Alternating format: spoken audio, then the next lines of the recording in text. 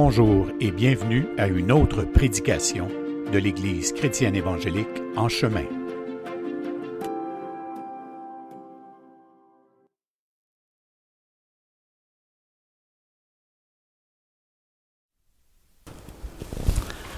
Bonjour tout le monde, bon après-midi et bienvenue à l'Église En Chemin, dans la présence du Seigneur. Et c'est une joie pour moi d'apporter la parole de Dieu aujourd'hui, cette parole si merveilleuse, cette parole vivante qui peut transformer nos vies, qui renouvelle notre intelligence. Mais avant tout, j'aimerais qu'on puisse prier pour que l'Esprit puisse toucher vos cœurs comme il a touché le mien. Seigneur, nous sommes devant toi. Nous croyons à ton omniprésence et à ta présence pour chacun de nous. Tu as fait des choses merveilleuses et tu es toujours là pour répondre à nos prières et tu veux encore te révéler à nous. Seigneur, puisses-tu te révéler encore aujourd'hui, te faire connaître à nos cœurs combien tu es précieux, combien tu es au-delà de tout ce qu'on peut imaginer de toi.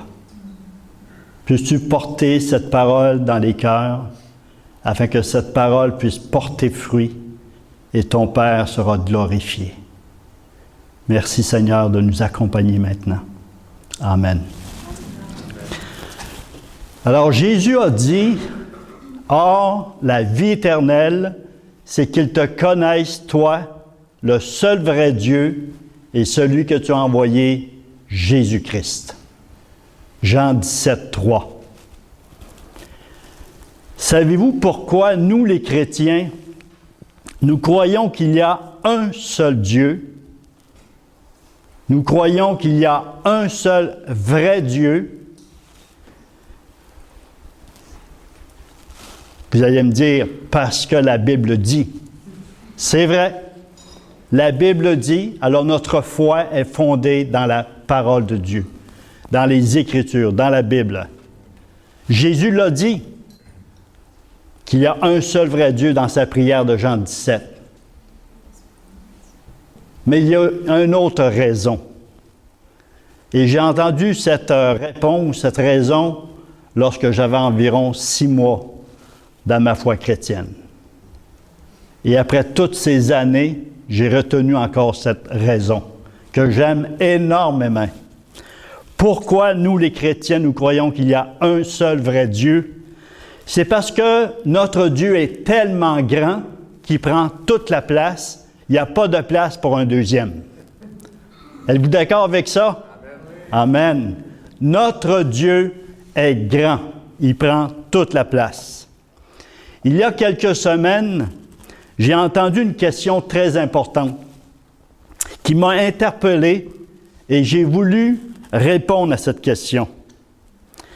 Qu'est-ce qui t'a principalement soutenu durant toutes ces années de vie chrétienne? J'ai eu l'idée d'abandonner le Seigneur. J'ai eu des découragements majeurs de le délaisser, d'abandonner l'Église, d'abandonner la parole de Dieu, de délaisser les chrétiens. J'ai eu des moments de crise dans ma vie et dans ma vie de ministère. Grand découragement. Vous connaissez sûrement un chrétien, une chrétienne qui a abandonné la foi, qui a abandonné le Seigneur. J'ai eu ces moments, ces combats terribles. Mais l'apôtre Paul dit aux chrétiens de Galate, « Vous courriez bien. Qui vous a arrêté pour obéir à la vérité? Cette influence ne vient pas de celui qui vous appelle. » Le Seigneur n'est pas là pour qu'on abandonne. Le Seigneur est là pour qu'on puisse continuer. Et Paul a dit, « J'ai gardé la foi. J'ai achevé ma course. » Eh bien, la course n'est pas terminée. Et j'aimerais vous dire aujourd'hui, votre course n'est pas terminée. Ma course n'est pas terminée. Mais celui qui est dans la course, le Seigneur, il est avec nous pour continuer cette course.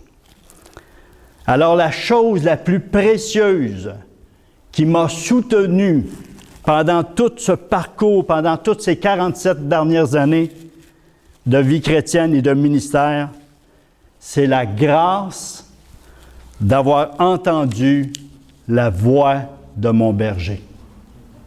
La grâce d'avoir entendu la voix du bon berger.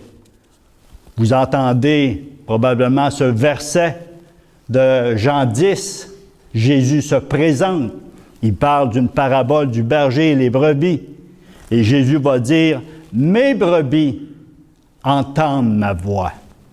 Mes brebis connaissent ma voix.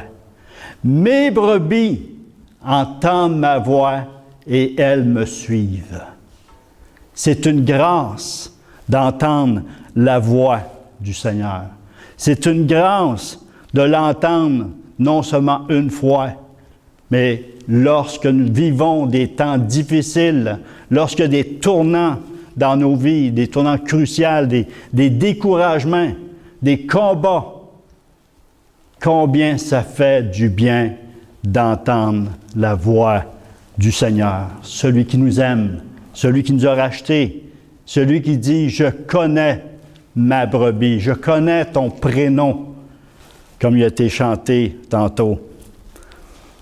Jésus a dit aussi, mais en tant que Jésus le ressuscité, Jésus le glorifié, Jésus le Seigneur, a dit dans l'Apocalypse 3:20, il s'adresse à l'Église de Laodicée. Laodicée, c'est l'Église du peuple. Il dit, « Voici, je me tiens à la porte et je frappe. Si quelqu'un entend ma voix, il n'a pas dit, si quelqu'un entend ma parole, si quelqu'un entend ma voix et ouvre la porte, j'entrerai chez lui, je souperai avec lui et lui avec moi. » Moi, je trouve ce verset-là extraordinaire. Je sais qu'il a été utilisé beaucoup dans l'évangélisation, mais ici, le Seigneur frappe à son Église. L'Église de Laodicée, il frappait à la porte, puis il disait dans cette Église, si quelqu'un entend ma voix, qui démontre vraiment que le Seigneur désire une communion avec chaque personne qui appartient à son Église, chaque membre de son corps. C'est son désir. Je vous le dis sincèrement, parce que j'ai entendu sa voix, j'ai continué à le suivre. J'ai persévéré jusqu'à aujourd'hui. Le bon berger n'est pas muet. Il a une bouche et il parle encore aujourd'hui.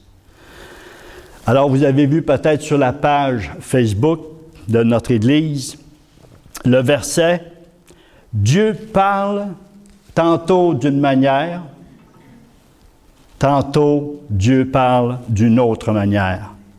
Mais on n'y prend point garde. » Nous entendons tous la voix à tous les jours, des voix à tous les jours. Nous les écoutons plusieurs fois dans une année. Pour ma part, la voix que j'entends le plus, c'est celle de mon épouse. Surtout depuis que je suis à ma retraite. Je l'entends beaucoup plus souvent. Et je dirais même que la personne que j'entends le plus après mon épouse, c'est Réal. Réal est le corps de Christ de l'Église en chemin. À cause du Zoom, chaque jour, presque chaque jour de la semaine, j'ai le privilège d'entendre les membres du corps de Christ, l'Église en chemin. J'entends aussi la voix de mes enfants, de ma famille. Yvon et Nicole, mon frère et ma belle-sœur sont ici aujourd'hui. J'entends leur voix, surtout l'été, on s'entend plus souvent parce qu'on se voit. Et finalement, il y a aussi la voix des étrangers. Il y a la voix des étrangers qui circulent, qu'on peut entendre sur Internet, à la télévision, à la radio. Alors, on entend beaucoup de voix dans une année. Quel est le premier verset de la Bible qui parle du mot « voix », le mot « voix », la voix de Dieu? Eh bien, on retrouve ça dans Genèse 3, verset 8. 8 à 13, c'est le contexte. Le contexte, c'est Adam et Ève. Adam qui a reçu l'ordre de Dieu qui pouvait manger de tous les fruits des arbres du jardin, mais sauf un, l'arbre de la connaissance du bien et du mal. Vous connaissez la suite. Ils ont tombé, ils ont été rebelles, ils ont désobéi, ils ont péché. Et un jour, Dieu se promène dans le jardin et dit « Où es-tu, Adam? Adam, où es-tu? » Et Adam répond à Dieu. Et Adam dit, « C'est la femme que tu as mise à mes côtés. » Eh bien, Dieu continue puis il dit, « Pourquoi, Ève, as-tu fait cela? » Et il finit par le serpent. Il ne laisse pas parler. Eux, ils ont pu dialoguer avec Dieu. Adam et Ève ont pu dialoguer avec Dieu. Dieu a initié un dialogue avec l'homme, avec la femme, mais le serpent dit, « Toi, tu vas marcher, tu vas manger la poussière, et ainsi de suite. » Mais la première fois qu'on voit le mot « voix », c'est dans Genèse après la chute. Et cela m'encourage parce que c'est après leur chute que Dieu fait entendre sa voix et qu'eux, ils peuvent répondre à la voix de Dieu. Comme chacun de nous, en tant que pécheurs, séparés de Dieu. Est-ce que vous vous souvenez la première fois que vous avez entendu la voix de votre Créateur, la voix de votre Sauveur? Je me souviens de cette première fois. Eh bien, c'était j'étais parti faire de la moto et puis j'ai eu un accident. Quelqu'un m'a frappé. Et lorsque il m'a emmené dans l'ambulance à l'hôpital, eh bien, c'est dans cette ambulance que j'ai entendu la première fois cette voix, cette question. « Michel, où serais-tu si tu étais mort? » Et je n'avais pas de réponse. Aujourd'hui, je sais, à ce moment-là, je n'ai pas porté attention que c'était Dieu qui m'avait parlé. Mais là, je savais, aujourd'hui, je sais que Dieu avait commencé, il avait initié pour un dialogue, pour une communion, pour une relation. Dieu cherche la relation avec toutes ses créatures. Notre Dieu est patient. Notre Dieu, il est persévérant. Et je prends l'histoire du jeune Samuel. Vous connaissez sûrement l'histoire du jeune Samuel. Samuel avait une mère, Anne, qui était croyante, qui croyait à l'Éternel. Élie, le sacrificateur dans le temple, servait l'Éternel. Mais Samuel, jeune, parce que Anne, sa mère, avait fait un vœu à l'Éternel qu'elle va donner son fils Samuel pour servir Dieu. Alors, Samuel ne connaissait pas la voix de l'Éternel. Et un jour, un soir, dans sa chambre, il entend son nom, une première fois. Il se lève, se dirige vers Élie. « Tu m'as appelé? »« Non. »« Va te coucher. » Fait que lui, il s'en va se coucher. Une deuxième fois, l'Éternel l'appelle « Samuel. » Samuel part, retourne voir Élie. Élie dit « Mon fils, je ne t'ai pas appelé. Retourne. » Il retourne se coucher. Une troisième fois, là, il dit, il commence à, « Hey, tu vas passer la nuit debout là, avec tes niaiseries. » là. Et Élie lui dit, « Ah, probablement, l'Éternel t'appelle. » Alors, lorsque tu vas entendre à nouveau cette voix, ce nom, parce que Dieu l'appelait Samuel, tu diras, « Parle Seigneur, ton serviteur écoute. » Et une quatrième fois, Dieu vient à lui, « Samuel, Samuel. » Et Samuel répond, « Parle Seigneur, ton serviteur écoute. » Pour moi ici, il y a vraiment beaucoup d'encouragement. D'un, il ne connaissait pas l'Éternel, et Dieu, c'est lui qui vient à lui pour initier la relation, pour connecter avec Samuel. Il avait connecté avec Anne, avec Élie. Maintenant, c'était le tour de Samuel et le jeune Samuel. Alors, on n'est pas obligé d'attendre sur notre lit de mort lorsqu'on est vieux pour rencontrer Dieu ou que Dieu nous rencontre. Dès la jeunesse, un jeune homme, une jeune fille peuvent être visités par le Seigneur et entendre sa voix.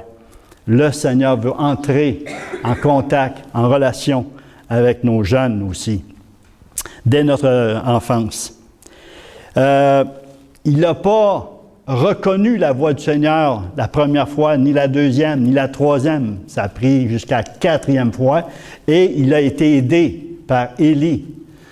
Alors, la même chose, c'est que Dieu va persister, il va persévérer.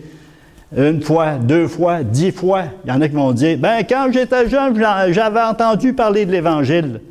Puis 30 ans, 40 ans plus tard, il réentend l'Évangile, il répond à l'Évangile.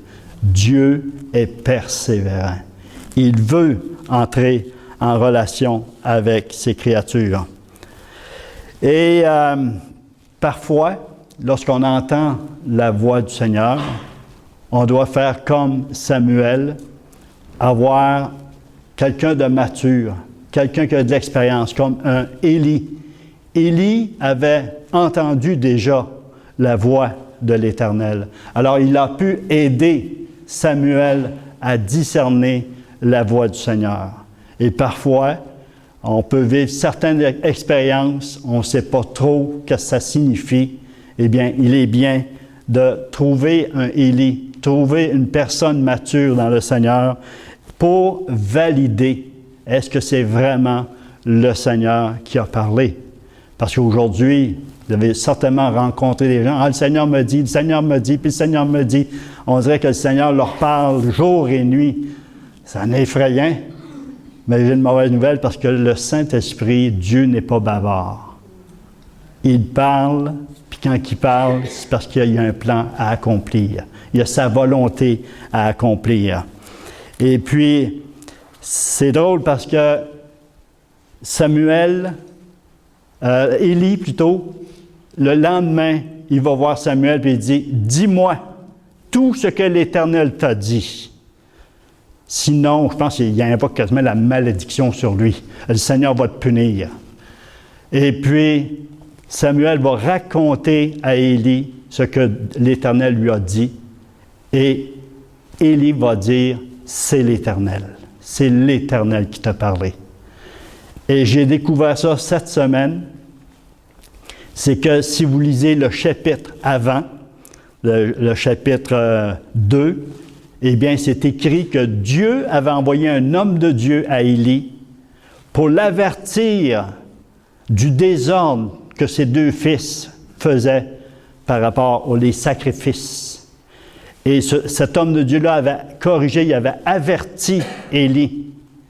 Et puis là, je ne sais pas combien d'années après, Dieu se sert d'un jeune Samuel pour répéter à Élie, qui est presque aveugle, qui est très pesant, puis qui est rendu à la fin de ses jours, Dieu lui rappelle par Samuel, « Tu n'as pas discipliné tes fils. Je t'avais averti, je t'avais parlé, et tu as déshonoré ton Seigneur. Celui qui m'honore, je l'honorerai. Celui qui me déshonore, je le déshonorerai. » Et Dieu annonce à Élie, par Samuel, la même chose. Alors, parfois, Dieu est très patient. Mais lorsqu'il dit une parole, sa parole, elle va s'accomplir. Et sa parole a été accomplie. Alors, tout au long de la Bible,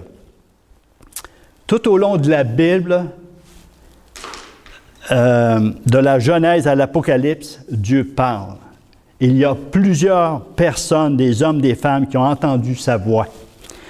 Et le plus grand désir de Dieu, c'est d'entrer en communion, en communication, en relation et d'avoir un dialogue. Il veut initier le dialogue avec ses créatures, avec ses enfants. Pourquoi que notre Dieu est différent de tous les autres dieux?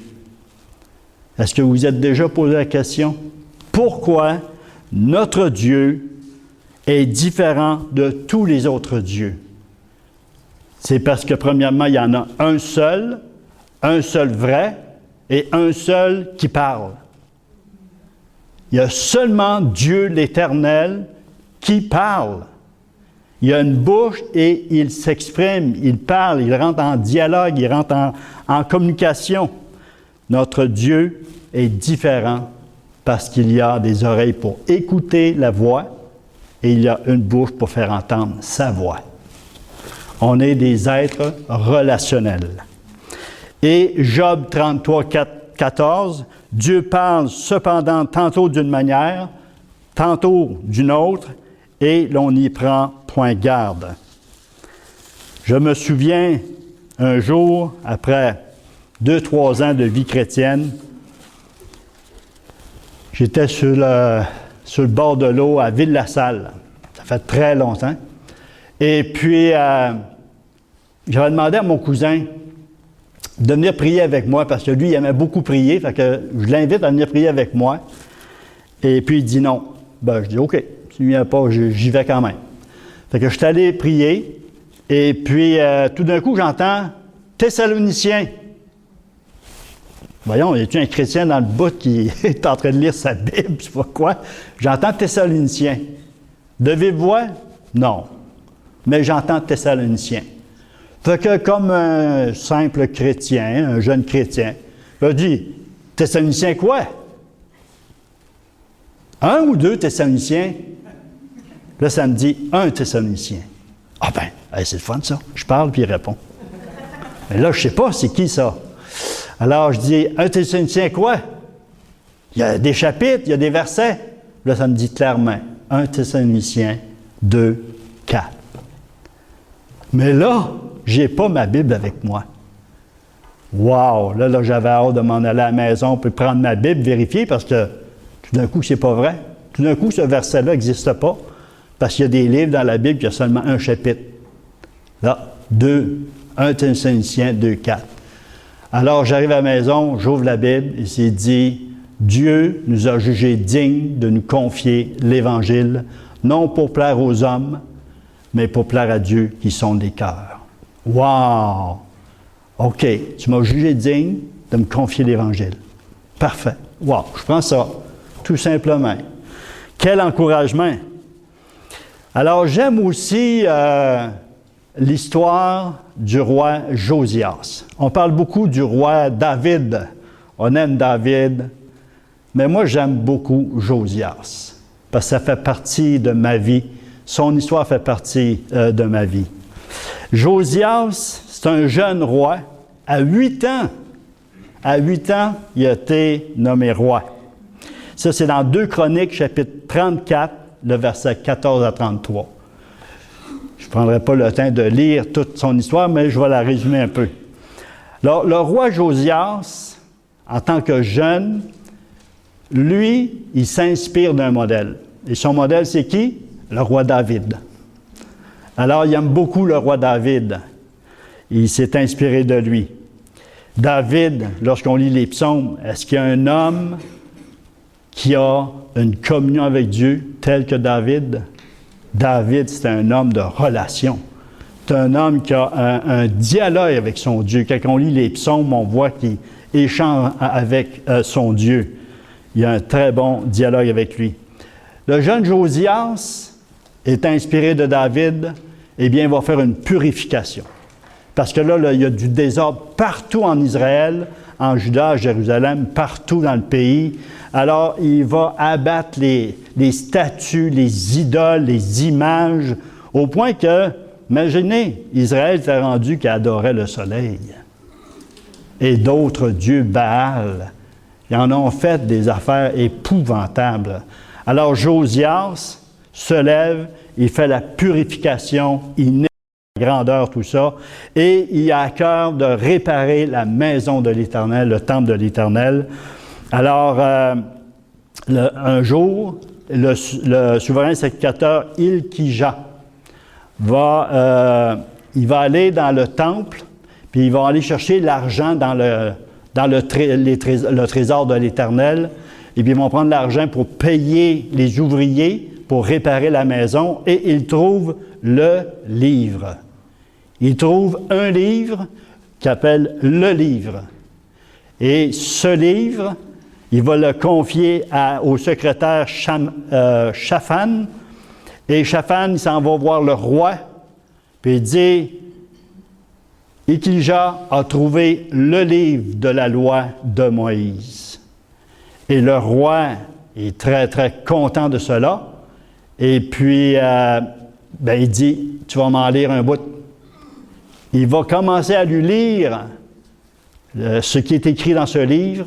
Et Josias, il est touché à plein cœur. Il déchire ses vêtements, parce que ça, il reconnaît là, que vraiment tout le peuple là, est dans le désordre, et tout ce qui se passe. Pourtant, il avait commencé à purifier, mais lui-même, le roi, est touché dans sa vie. Et puis, il va faire venir Hilkija, le sacrificateur, puis il va dire, allez consulter l'Éternel en ma faveur. Fait que Hilkija, avec toute une équipe, sont partis dans le pays, puis ont trouvé une prophétesse, la prophétesse Hulda. Et cette prophétesse va donner une direction, ils vont apprendre l'histoire. Ensuite, elle va consulter Dieu, elle va parler avec Dieu, elle va dialoguer avec Dieu, Dieu dialogue avec elle, elle reçoit une direction. Et toute l'équipe, Hilkija, revient voir le roi. Voici ce que la prophétesse dit, et le roi est touché d'autant plus, parce qu'il sait que vraiment, c'est ça que Dieu veut. Alors, Josias rassemble tout le monde, les anciens, tout le peuple est rassemblé, et qu'est-ce qu'il fait? Il va lire la parole de Dieu. Ils vont ouvrir le livre, et tous vont entendre la lecture de cette loi. Et puis, ils sont touchés, ils vont faire alliance avec l'Éternel. Alors, c'est un retour, qu'on pourrait dire, c'est un réveil qui se passe par la lecture de la parole de Dieu. Alors, le moyen le plus utilisé par l'Esprit de Dieu, le moyen par excellence pour entendre la voix du Seigneur, c'est par le livre.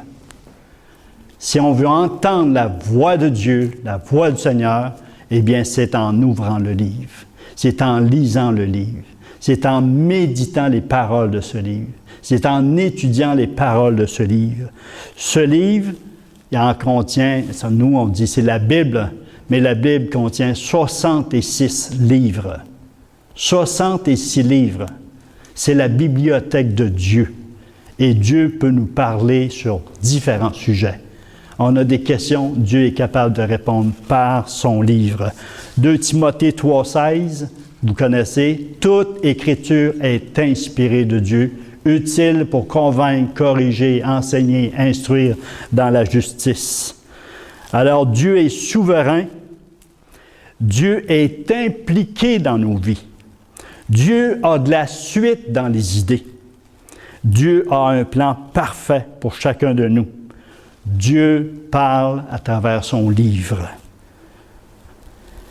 Je vous ai partagé tantôt que j'ai eu un accident de moto, que j'avais entendu cette voix. « Où serais-tu si tu étais mort? » Mais lorsque je dis que Dieu a de la suite dans les idées, croyez-moi, Dieu a un plan et il a de la suite dans les idées. 3 mois après ma conversion, 3 mois après cet accident, mon frère Denis, qui est chrétien à ce moment-là, m'invite à un ralliement de jeunesse ici à Montréal, dans une polyvalente. Et puis, il me donne une Bible à l'entrée de la polyvalente. Je la cache dans mon manteau. On est au mois de décembre. J'ai dit, « Oh non! Il ne faut pas que personne me voie avec ce livre. » Je ne sais pas pourquoi, mais je ne voulais pas être identifié au livre. Je l'ai caché. Je me suis inscrit à 3 ateliers. Les ateliers m'ont touché. J'ai trouvé ça vraiment intéressant. Après ça, il y avait un prédicateur invité. Et là, je n'ai pas été capable de rester en place. Je ne comprenais rien de ce qu'il disait. Puis pourtant, c'est un homme de Dieu qui prêche la parole de Dieu. Après, je l'ai connu. Après, c'était intéressant. Mais là, à ce moment-là, je n'entendais rien. C'était du chinois pour moi. Alors, je suis allé à la cafétéria et puis j'ai pris la Bible dans mes mains et puis j'ai fait une prière. J'ai dit, Dieu, j'ai peur. J'ai peur d'être embarqué dans une secte, d'être embarqué avec les témoins de Jéhovah. Alors, je te prie, prouve-moi 100% que c'est la vérité. Montre-moi que c'est la vérité. Et j'ai ouvert la Bible au hasard, mais le au hasard de Dieu, il est toujours accompagné avec l'Esprit de Dieu. Et l'Esprit de Dieu a de la suite des idées. Il savait comment me toucher. Et le texte qui était là en haut de la page a touché mon cœur parce qu'il a dévoilé mon cœur. Mon cœur a été touché par cette parole de Dieu. Et au retour à la maison, bien, ma vie, je l'ai donnée à mon Seigneur, à mon Sauveur. Il m'a sauvé. Alors, Dieu est immuable. Dieu est relationnel. Et dans Hébreux, chapitre 1, le verset 1 et 2, c'est dit qu'autrefois, Dieu a parlé à nos pères par les prophètes, mais maintenant, dans les derniers jours, Dieu nous a parlé par le Fils.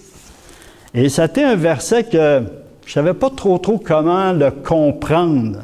Oui, dans l'Ancien Testament, l'Ancienne Alliance, tout ça, et comme le roi Josias, il voulait entendre une parole de Dieu, une direction de Dieu. Les rois allaient vers le prophète ou envoyaient quelqu'un vers le prophète venait voir le roi, puis il lui parlait de la part du Seigneur. Mais dans le Nouveau Testament, la Nouvelle Alliance, Dieu nous parle par son Fils. Alors, de quelle manière Dieu parle-t-il à travers son Fils? Sinon que Jésus lui-même, lorsqu'il est venu sur la terre, c'était la voix de Dieu. C'était la voix directe de Dieu. C'était la voix du Père. Il dit, les paroles que je vous dis ne sont pas de moi. Elles viennent de mon Père qui me les a dites.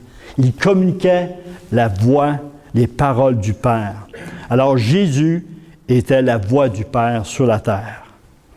Mais la Bible confirme que Jésus, je pourrais vous donner des versets pour chacun, que Jésus était l'apôtre des apôtres. On voit ça dans Hébreux, je pense, c'est 3, 1. Jésus était un apôtre. Jésus a été reconnu comme un prophète. Jésus a été reconnu comme un docteur. Nicodème, il dit, tu es un docteur venu de Dieu. Quand on parle de docteur, on ne parle pas de médecin, mais on parle d'enseignant. Jésus était un évangéliste, un prédicateur. On l'écoutait, on admirait quand il parlait. Et Jésus était un pasteur, un berger. Il prenait soin de son troupeau. Il a pris soin de ses apôtres. Alors Jésus était la voix de Dieu. Et Jésus n'est pas resté là.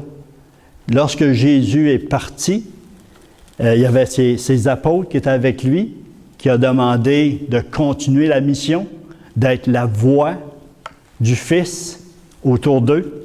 Et Jésus, c'est dit dans Éphésiens 4, 8 à 12, Dieu a fait des dons aux hommes. Dieu a fait des dons ministères. Et tous ces ministères, c'est des ministères de la parole de Dieu. Alors, il a donné comme don, encore là, apôtre, prophète, pasteur, évangéliste, docteur. Et par ces ministères de la parole, il a communiqué la voix de Dieu, la parole de Dieu. Et il y a aussi exception, c'est-à-dire que les apôtres, les prophètes ont écrit. On a les épîtres, on a les évangiles, qui sont les écrits de la parole inspirée de Dieu. Aujourd'hui, on n'a plus d'écrits de la parole de Dieu. La parole de Dieu est complète. Alors, depuis le début de ma vie chrétienne jusqu'à hier, Dieu a placé sur mon chemin, qui a placé sur votre chemin, des hommes de Dieu, des hommes avec un ministère de la parole pour justement entendre sa voix, entendre sa parole, être fortifié dans notre foi. Et c'est un privilège. Mais parfois, on choisit ceux qu'on veut qui nous parlent. On dit, par lui, oui, mais pas par lui. Et je vous raconte cette histoire. Ça faisait 15 ans que j'étais chrétien et ça faisait 7 ans que j'étais pasteur à temps plein dans ma première église. Et un jour, je décide de quitter le ministère. Et quelque temps après, une culpabilité, une condamnation, une oppression, un découragement majeur. Parce que là, j'ai eu une projection en disant « J'abandonne l'appel de Dieu dans ma vie. Il m'avait appelé pour être pasteur. Puis là, après 7 ans, je lâche, j'abandonne cette église-là avec cet appel-là de pasteur. » Fait que j'étais vraiment découragé, écrasé. Et puis, j'étais avec mon épouse en voiture. Et puis, on allait magasiner. Puis là, j'ai dit à Denis, j'ai dit, vas-y, toi, moi, je vais rester dans la voiture. Parce que je filais pas. Je filais vraiment dans un découragement majeur. Parce que pour moi, c'est comme j'avais désobéi au Seigneur. Il te donne quelque chose, puis tu l'abandonnes après 7 ans. Fait que j'ouvre la radio. Il est 2 heures l'après-midi. J'ouvre la radio. Non, pas 2 heures, parce que 2 heures, c'était Jeff Laurent qui prêchait. Un petit peu plus tard. Puis c'était un autre, mais ce prédicateur-là, je ne l'aimais pas, même pas tout. Il m'énervait. Alors, je viens pour fermer la radio, et là, ça me dit, « Vous qui êtes découragés, voici ce que Job a à dire. » Oh, tabarnouche! Saisi, tu penses? Saisi, je n'ai pas été capable de faire ma radio. Parce que là, j'étais tout oui. Et je vais vous lire le verset parce que là, comprenez la circonstance ou le contexte. 15 ans de vie chrétienne, 7 ans à temps plein dans le ministère pastoral. Et je reçois cette parole-là de Job. Où était toi, Job? Où es-tu? Job, chapitre 4, le verset 2 à 6 et le verset 12. « Si nous osons ouvrir la bouche, en seras-tu peiné? Mais qui pourrait garder le silence? Voici, tu as souvent enseigné les autres, tu as fortifié les mains languissantes, tes paroles ont relevé ceux qui chancelaient, tu as affermi les genoux qui pliaient, et maintenant qu'il s'agit de toi, tu faiblis. Maintenant que tu es atteint, tu te troubles. Ta crainte de Dieu n'est-elle pas ton soutien, ton espérance, n'est-ce pas ton intégrité? » Et le verset 12, « Une parole est arrivée furtivement jusqu'à moi, et mon oreille en a recueilli les sons légers. » Je ne vous mens pas, j'ai été soulevé d'une manière incroyable. Le découragement, le grand découragement, l'oppression, la noirceur, tout ça, ça a fondu comme de la cire. Dans cette présence de Dieu, dans cette parole prononcée. Et là, ça m'a ranimé pour continuer à servir le Seigneur, à faire du ministère, à aller voir les gens, et ainsi de suite. Je rends gloire à Dieu parce que sa parole, elle est vivante. Mais la leçon que j'ai tirée de là, c'est que tout de suite après le Seigneur, avec sa douce voix, il m'a dit, « Ne méprise jamais le membre du corps que je choisirai pour t'édifier, pour t'instruire, pour t'encourager. » Parce que moi, c'est ça que je faisais. Je ne voulais pas écouter cet homme-là. Mais c'est par cet instrument-là que Dieu a choisi. Dieu choisit qui il veut, quand il veut, pour nous rejoindre. Et il ne faut pas mépriser personne dans le corps de Christ. Maintenant, le Fils fait entendre sa voix aussi de d'autres manières. L'exemple de Saul de Tarse, acte 9, sa conversion, 1 à 18. Dieu nous parle par les ministères de la parole, Mais ici, cette histoire-là est extraordinaire et très encourageante. Saul de Tarse, premièrement, il est arrêté sur le chemin de Damas par une voix. Jésus lui-même l'arrête et il va dire, « Saul, Saul, pourquoi me persécutes-tu? Qui es-tu, Seigneur? » « Je suis Jésus que tu persécutes. » Alors, Jésus entre en communion, en relation, en dialogue avec lui. Il lui parle et Saul va lui répondre. « Que veux-tu que je fasse? » Et là, je me suis posé la question, « Mais Seigneur, pourquoi tu n'as pas tout dit, là? » Non, il arrête de parler, Seigneur. Il va dire quelques paroles, mais là, il s'arrête. Il dit, entre dans la ville, puis il y a quelqu'un d'autre qui va te voir. Dans mon langage à moi, là. Et puis, qu'est-ce que le Seigneur fait? Entre-temps, il s'en va rencontrer Ananias, un simple disciple de Jésus, avec une vision. Et dans cette vision, le Seigneur lui parle de Saul de Tarse. Il dit, Saul de Tarse, il prie. Puis toi, j'aimerais ça, j'ai besoin de ton aide pour tu y aller le voir. « Hey, Seigneur, tu ne le connais pas, ce gars-là? Moi, je le connais, c'est un persécuteur. » Tu n'as rien à apprendre au Seigneur, mais le dialogue est enchaîné. Le dialogue entre le Seigneur et lui, Ananias. Et finalement, qui a gagné? C'est le Seigneur. Le Seigneur a gagné. Il a pu le convaincre. Il lui dévoile même le ministère du futur apôtre Paul, qui est Saul de Tarse. Et finalement, il se lève après sa vision, après avoir entendu la parole du Seigneur, et il s'en va voir Saul de Tarse. Il impose les mains, il est guéri. Il impose les mains, il lui parle, et il est rempli du Saint-Esprit par la suite. Alors, le Seigneur, pourquoi il n'a pas employé l'apôtre, je ne sais pas moi, l'apôtre Thomas? Ça y aurait fait du bien, une petite expérience comme ça? Non, il n'a pas pris Thomas, il n'a pas pris Pierre. Simplement, Ananias, un simple disciple. Et ça m'encourage parce que le Seigneur, oui, il parle à travers les ministères de la parole, mais il parle aussi à travers les membres de son corps. Et le Seigneur a voulu nous laisser cet héritage en disant, oui, je vais parler à un et à l'autre par les membres de mon corps. Tu es un membre du corps de Christ, le Seigneur peut parler à travers toi à quelqu'un d'autre. Ça ne veut pas dire qu'il va t'écouter, ça ne veut pas dire qu'il va répondre automatiquement, mais le Seigneur peut se servir de toi. Et je vais vous donner ici un autre témoignage.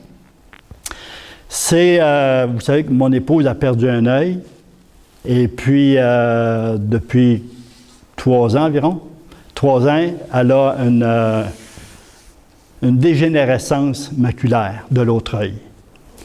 Et puis, elle reçoit des piqûres pour tout ça. Là, elle a arrêté tout ce problème-là, mais ça fait 3 ans qu'elle a des piqûres. Elle est bien, très courageuse. Je l'accompagne là-dedans, mais wow! Mais la première fois, le Seigneur lui avait donné une parole pour la soutenir quand elle a perdu son premier œil. Et puis, c'est arrivé un 25 de décembre. C'était pas le bon moment. On n'aurait pas choisi cette date-là. Mais le Seigneur a permis cette date-là. Mais le Seigneur lui a donné une parole et ça l'a soutenu pendant 10 ans, cette parole-là. Mais là, lorsqu'elle a eu son deuxième œil qui a été affecté, elle dit, Seigneur, donne-moi une parole. Parle-moi. Je veux entendre une parole de toi. 1 semaine passe, 2 semaines passent. Puis là, on l'avait dit à nos enfants, mais on ne voulait pas le dire tout de suite à d'autres personnes. Mais on s'était préparé un voyage à Cuba pour se consoler. Et puis, on est parti avec un couple d'amis, Ghislain puis Thérèse Ranger, ceux qui connaissent. Et puis, rendu là-bas, bien, le dimanche, on est chrétien, qu'est-ce qu'on fait? Un petit temps dans la parole, un petit temps de chant, un petit temps de prière. Fait que là, on dit, OK, on va partager chacun un verset pour s'édifier tout ça. Et puis, lorsque Thérèse, elle a pris la parole, elle a lu le verset Ecclésiaste 7, 14. Lorsqu'elle a prononcé, lorsqu'on a entendu sa voix prononcer cette parole-là, c'était « wow ». Il y a une présence de Dieu qui est venue dans la chambre. Hey, jusqu'à Cuba, imaginez. Au soleil, le Seigneur vient. Il vient même dans nos vacances. Dans la chambre, on a senti sa présence tellement douce, tellement agréable. Et ça nous a, moi et mon époux, on est parti à pleurer parce qu'on savait que Dieu donnait sa parole pour la soutenir, pour nous soutenir dans cette grande épreuve. Le Seigneur est bon. Dieu est un Père au cœur de mère, puis il nous aime parce qu'on est ses fils et ses filles. Il prend soin de nous. Il est concerné à qu'est-ce que nous vivons. Il est concerné. Il veut nous faire du bien. Ici, Dieu, oui, il parle par les ministères de la parole. Il parle par les disciples de Christ, par les membres du corps de Christ. Mais ici, dans ce contexte, Dieu parle à travers nos amis. Puis, Ghislain et Thérèse sont des amis précieux par lesquels le Seigneur s'est servi d'eux pour nous parler. Vous lirez le verset Ésaïe 7, 14. Dans le bonheur, réjouis-toi, puis dans le malheur, réfléchis, car Dieu, Je vous donne la référence, vous pourrez aller voir, je ne l'ai pas écrit. Maintenant, j'ai presque terminé. Hébreux, chapitre 3, le verset 7, le verset 15. Hébreux, chapitre 4, le verset 7. C'est écrit la même parole. Aujourd'hui, si vous entendez sa voix, n'endurcissez pas vos cœurs, comme au jour de la révolte. N'endurcissez pas vos cœurs si vous entendez sa voix. Dieu nous parle par son esprit. Dieu nous a parlé lui-même, le Père, Dieu, l'Éternel, a parlé, a fait entendre sa voix. Jésus, lorsqu'il est venu, le Fils nous a parlé, il continue à parler. Et depuis cette Pentecôte, il a envoyé le Saint-Esprit, un consolateur, qui veut aussi parler. Tantôt, il parle d'une manière, tantôt, il parle d'une autre manière. Acte 13, le verset 1 à 4, c'est l'Église d'Antioche.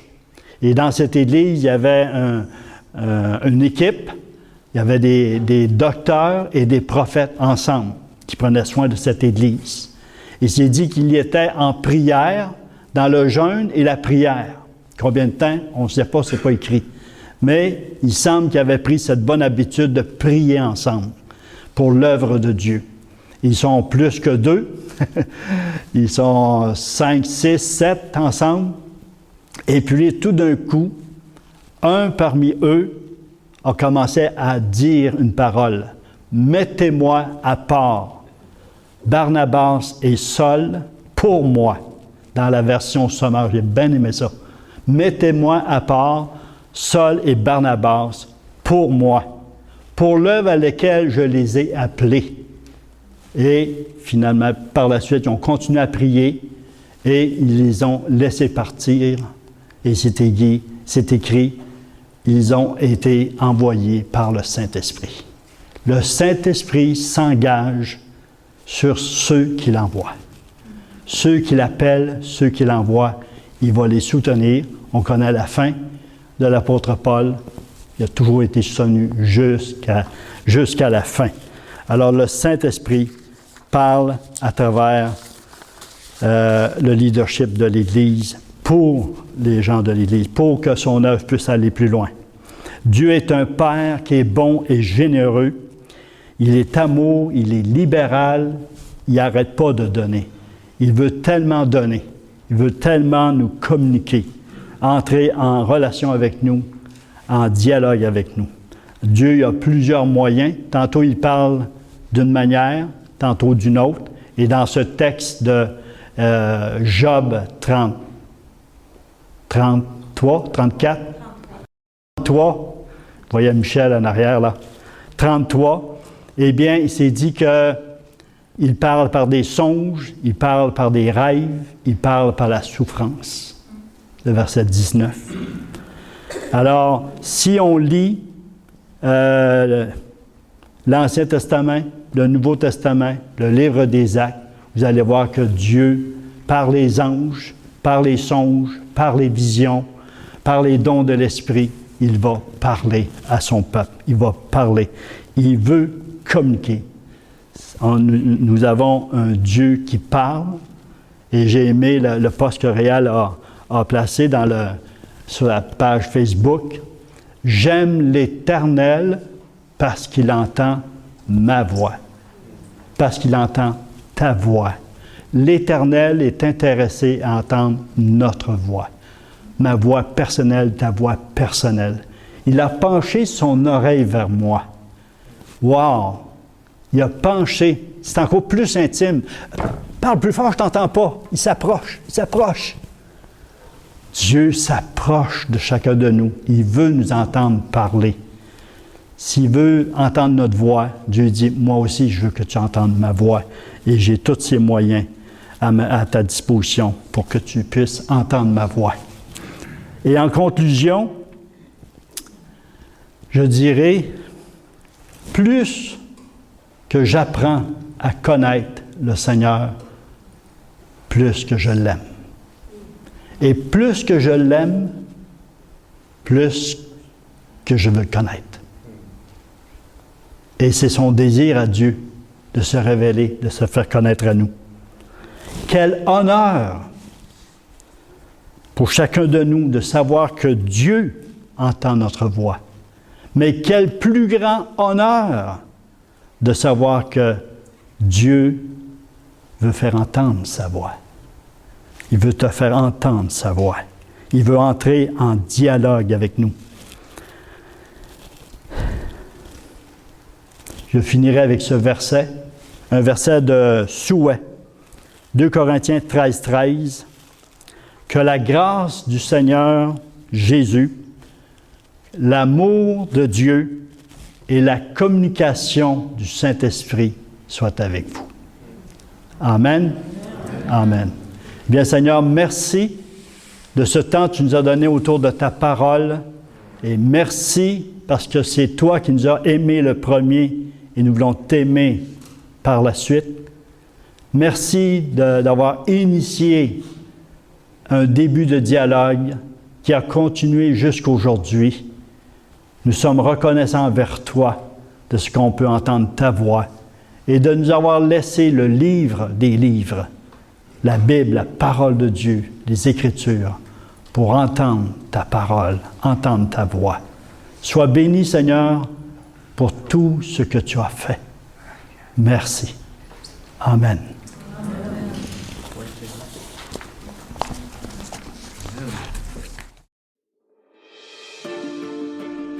Pour toute information, n'hésitez pas à communiquer avec nous à info@église-en-chemin.com.